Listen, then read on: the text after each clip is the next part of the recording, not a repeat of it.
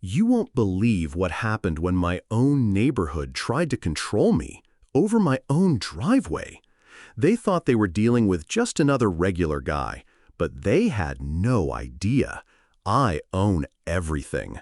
My name's Ray.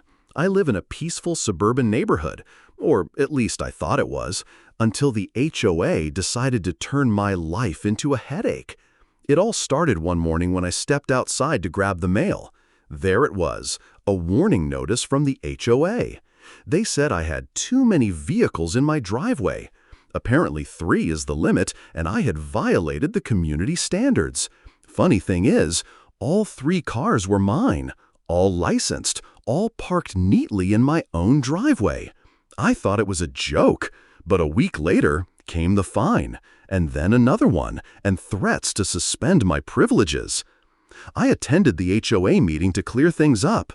They barely let me speak. One of the board members, a smug guy named Charles, said, "Rules are rules, Mr. Ray. If you want to live here, you'll have to follow them." I told him calmly, "I think you should double-check who you're talking to." He smirked and handed me another violation slip right there in front of everyone. The crowd laughed like they were watching a show. That's when I decided. They wanted drama? I'd give them a plot twist. You see, what Charles and the HOA didn't know was I bought this neighborhood 5 years ago, every single lot. It was part of an investment deal. Technically, every house, including Charles's, stands on land that I own. I never said anything because I believe in privacy, but when people try to abuse authority, I don't stay quiet. I contacted my legal team, sent a formal cease and desist to the HOA. The fines? Voided. The board? Shaken. But I wasn't done yet. At the next meeting, I walked in, not as a homeowner, but as the landowner. I had the paperwork, maps, deeds, everything. I said to the entire board, "You fined me for cars parked on property I own. Not just my driveway, but the very sidewalk you walk on." Silence. Charles's face turned pale. He asked, "What do you want?" I said, "I want the HOA disbanded.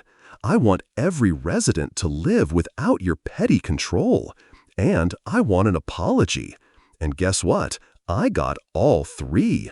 That week, the HOA was dissolved. No more ridiculous rules. No more power-hungry board members snooping around. And as for Charles, he moved out quietly a month later. Guess he couldn't stand living in a place where he wasn't in charge anymore. So, the next time someone tries to control your life unfairly, just remember, stay calm, stay quiet, and play your cards when the time is right. Because sometimes, the one they're trying to silence is actually the one who owns it all. When the HOA's rule finally ended and the neighborhood was free again, a strange kind of peace settled over everything.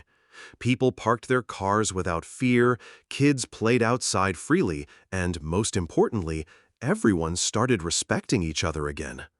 As for Charles, the man who once tried to control everyone, the neighborhood looks a whole lot better without him. Sometimes you don't need to shout or make a scene. You just need to wait and let the truth speak for itself. I didn't raise my voice. I didn't fight dirty. I just revealed what was real, and that turned out to be my greatest strength. Remember this: never underestimate anyone, because the one you think is powerless might just be the one who owns everything. So next time you leave a fine on someone's door, make sure you know exactly who you're dealing with.